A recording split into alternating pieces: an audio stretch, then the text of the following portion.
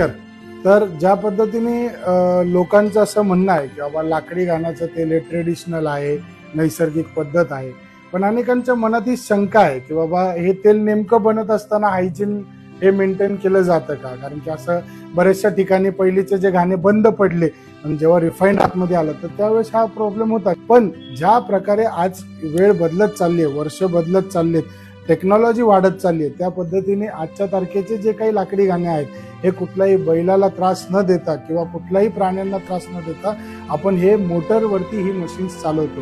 ही proper factory सारखे setups असतात, त्याच्यामध्ये ह्या मशीन्स चालतात. ते सगळं कर्मचाऱ्यांना कंपल्सरी त्यांचे ग्लोव्ज आहेत, मास्क आहेत, त्यांच्या डोक्यावरती कॅप्स आहेत, अंगावरती ॲप्रन्स आहेत, जे प्रत्येक 2 ते 3 दिवसानंतर वेगळा नवीन त्यांना दिला जातो. प्रत्येक बॅचला चेंज केलं जातं हे सगळं प्रोडक्ट. त्याचबरोबर दर गुरुवारी आपण फॅक्टरी बंद ठेवून सगळी खालची फरशा, सगळ्या आजूबाजूचे सिलिंग हे सगळं व्यवस्थित क्लिनिंग करून घेतो.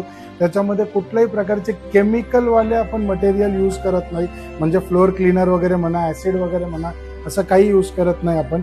100% नॅचरली जेवढं क्लीन करता येईल तेवढं आपण पूर्ण क्लीन करतो, जे कम्प्लीट 100% तुमच्यासाठी सेफ आहे.